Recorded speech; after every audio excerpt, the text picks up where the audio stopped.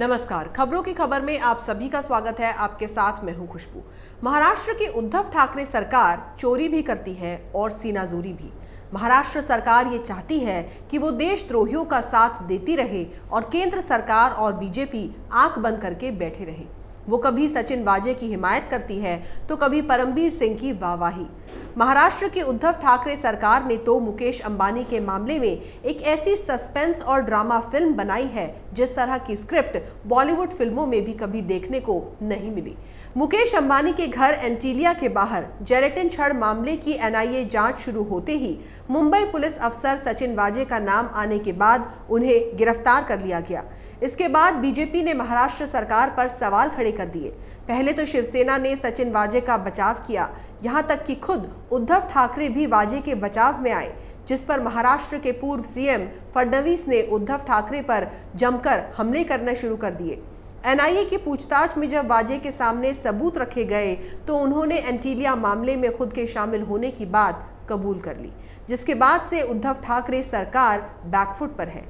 यही वजह है कि उद्धव ठाकरे सरकार ने मुंबई पुलिस कमिश्नर परमबीर सिंह को हटाकर हेमंत नगराले को मुंबई का नया कमिश्नर बना दिया है। इसके बावजूद उद्धव ठाकरे सरकार के खिलाफ विपक्ष ने मोर्चा खोल रखा है, जबकि शिवसेना की सहयोगी एनसीपी से लेकर कांग्रेस तक खामोशी अख्तियार किए हुए है।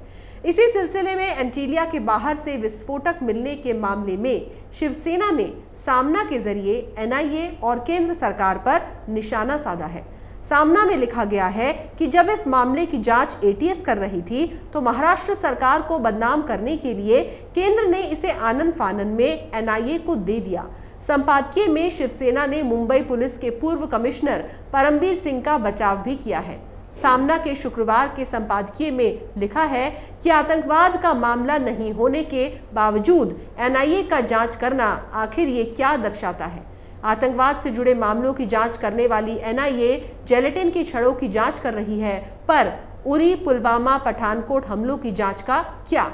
शिवसेना के इस बयान पर बहुत दुख होता है, क्योंकि इस केस के लगातार आतंकी कनेक्शन की बात सामने आ रही है।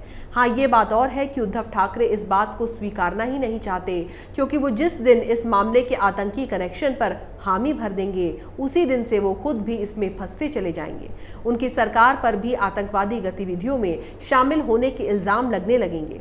ऐसा इसलिए क्योंकि लगातार सचिन वाजे के आतंकी कनेक्शन की बातें सामने आ रही हैं और यह हर कोई जानता है कि वाजे उद्धव ठाकरे के करीबी हैं। ऐसे में खुद उद्धव ठाकरे सरकार के आतंकी कनेक्शन को लेकर सवाल खड़ा हो जाता है। शिवसेना यही नहीं रुकी। मनसुख हिरेन की मौत पर राजनीति करने का आरोप लगाते हुए शिवसेना ने लिखा है कि इस पूरे घटनाक्रम का श्रेय राज्य का विपक्ष ले रहा है। मनसुख हिरेन की मौत का दुख सभी को है, लेकिन बीजेपी को थोड़ा ज्यादा है। मगर सुशांत सिंह, मोहन डेलकर और तमाम मुद्दों पर विपक्ष चुप है। शिवसेना ने मुंबई पुलिस के पूर्व कमिश्नर का बचाव करते हुए लिखा है कि परमबीर सिंह को हटाना ये साबित नहीं करता कि वो गुनहगार है। बेहद कठिन परिस्थिति में उन्होंने ये पद संभाला था। दिल्ली में बैठी एक विशिष्ट लॉबी का परमबीर पर गुस्सा था, क्योंकि वो महत्वपूर्ण काम कर रहे थे। नए पुलिस कमिश्नर को साहस और सावधानी से काम करना होगा। इसके साथ ही शिवसेना को ये भी बताना चाहिए था कि परमबीर किस काम में व्यस्त थे, सचिन वाजे के साथ एंटीलिया मामले की साजिश रचने में या फिर देश के खिलाफ किसी और साजिश में। साथ ही मुखपत्र में यह भी कहा गया कि मुंबई के कारमाइकल रोड पर एक कार मिली थी जिसमें जेलेटिन की 20 छड़ें रखी हुई थी। उन छड़ों में विस्फोट नहीं हुआ, लेकिन राजनीति और प्रशासन में बीते कुछ दिनों से ये छड़ें धमाके कर रही हैं। इस पूरे मामले में अब मुंबई पुलिस के आयुक्त परमबीर सिंह को उनके पद से जाना पड़ा है। राज्य के पुलिस महासंचालक रहे हेमंत नगराले अब मुंबई पुलिस के नए आयुक्त बन गए हैं, तो रजनीश सेठ को पुलिस महासंचालक नियुक्त किया गया है, जिसे हम सामान्य बदली कहते हैं। ये वैसी बदली नहीं है। एक खास परिस्थिति में सरकार को ये उथल पुथल करनी पड़ी है। नए पुलिस आयुक्त नगराले ने तुरंत कहा है कि पुलिस से पहले जो गलतियां हुई हैं वो दोबारा नहीं होंगी। पुलिस की छवि को संभाला जाएगा। नगराले का बयान अहम है। साथ ही शिवसेना ने यह भी कहा कि मुकेश अंबानी के घर के पास मिली संदिग्ध कार और उसके बाद कार के मालिक मनसुख हिरेन की संदिग्ध परिस्थितियों में मिली लाश का मामला निश्चित तौर पर चिंताजनक है। विपक्ष ने इस मामले में कुछ सवाल खड़े किए हैं, ये सच है, लेकिन राज्य का आतंक निरोधी दस्ता इस मामले में हत्या का मामला दर्ज कर जांच कर रहा था। इसी दौरान एनआईए ने आनन फानन में जांच की कमान अपने हाथ में ले ली। महाराष्ट्र सरकार को किसी तरह से बदनाम कर सके तो देखे, इसके अलावा कोई और नेक मकसद इसके पीछे नहीं हो सकता है। साथ ही सामना में ये भी कहा गया कि क्राइम ब्रांच के सहायक पुलिस निरीक्षक के इर्द गिर्द ये मामला घूम रहा है और इसके पीछे का मकसद जल्द ही सामने आ जाएगा। किसी भी हाल में इसके पीछे आतंकवाद के तार न जुड़ने के बावजूद इस अपराध की जांच में एनआईए का घुसना, ये क्या मामला है? आतंकवाद से संबंधित मामलों की जांच एनआईए करती है, लेकिन जेलेटिन की छड़ों की जांच करने वाली एनआईए ने उरी हमला, पठानकोट हमला और पुलवामा हमले में क्या जांच की, कौन सा सत्य शोधन किया, कितने गुनहगारों को गिरफ्तार किया, ये भी रहस्य ही है। लेकिन मुंबई में 20 जेलेटिन की छड़ें एनआईए के लिए बड़ी चुनौती साबित होती नजर आ रही हैं। यानी कि उद्धव ठाकरे कुछ भी मानने को तैयार नहीं है। इस पूरे घटनाक्रम का श्रेय राज्य का विपक्ष ले रहा है, ये उनका कहना है। हिरासत में आए पुलिस अधिकारी वाजे के पीछे वास्तविक सूत्रधार कौन है, ये शिवसेना पूछ रही है।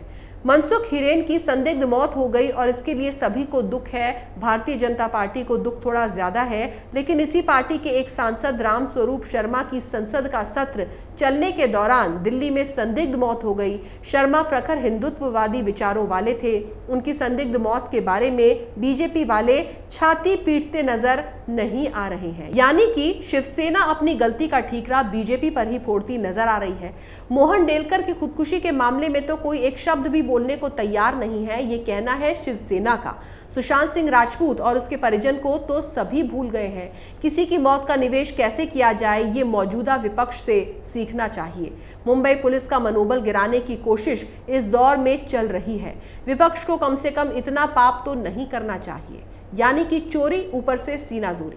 विपक्ष ने महाराष्ट्र की सत्ता में काबिज होने का सपना पाला होगा तो ये उनकी समस्या है, लेकिन ऐसी शरारत करने से उन्हें सत्ता मिल जाएगी, ये भ्रम है। पुलिस जैसी संस्था राज्य की रीढ़ होती है, उसकी प्रतिष्ठा का सभी को जतन करना चाहिए। विपक्ष महाराष्ट्र के प्रति निष्ठावान होगा तो वो पुलिस की प्रतिष्ठा को दांव पर लगाकर राजनीति नहीं करेगा। ये सब सवाल शिवसेना ने बीजेपी से पूछे। मनसुख प्रकरण के पीछे का पॉलिटिकल बॉस कौन है, ये भी पूछा। ये उनका सवाल था, इसका जवाब उन्हें ही ढूंढना चाहिए। लेकिन ऐसे मामलों में कोई भी पॉलिटिकल बॉस नहीं होता है। महाराष्ट्र की परंपरा नहीं है। मनसुख की हत्या हुई होगी तो अपराधी बचेंगे नहीं, उन्होंने आत्महत्या की होगी तो उसके पीछे की वजह ढूंढी जाएगी और उसी के लिए मुंबई सहित राज्य के पुलिस बल में भारी फेरबदल किया गया है। विपक्ष को इसका विश्वास रखना चाहिए। मुंबई पुलिस आयुक्त के पद से परमबीर सिंह को बदल दिया गया, इसका मतलब ये नहीं कि वो गुनहगार थे। मुंबई पुलिस आयुक्त पद की कमान उन्होंने बेहद मुश्किल समय में संभाली थी। उन्होंने ये भी कहा कि कोरोना संकट से लड़ने के लिए उन्होंने पुलिस में जोश भरा था। धारावी जैसे इलाके में वो खुद जाते रहे। सुशांत, कंगना जैसे मामलों में उन्होंने पुलिस का मनोबल टूटने नहीं दिया। इसलिए आगे इस मामले में सीबीआई आई तो भी मुंबई पुलिस की जांच सीबीआई के पास नहीं जा सकी। टीआरपी घोटाले की फाइल उन्हीं के समय में खोली गई। परमबीर सिंह पर दिल्ली की एक विशिष्ट लॉबी का गुस्सा था, जो कि इसी वजह से था। उनके हाथ में जेलेटिन की 20 छड़ें पड़ गई। उन छड़ों में धमाका हुए बगैर ही पुलिस दल में दहशत फैल गई।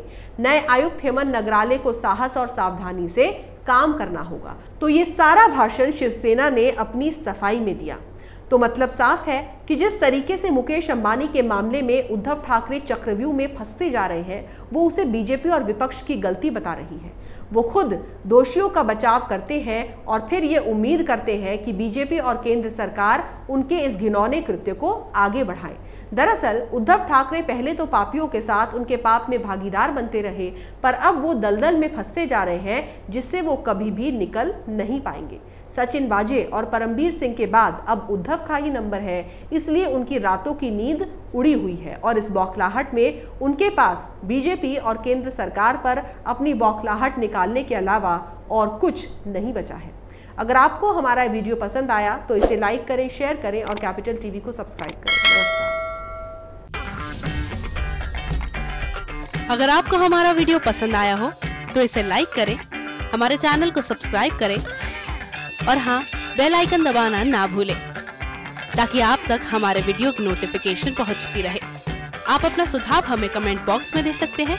हमारे साथ जुड़ने के लिए शुक्रिया।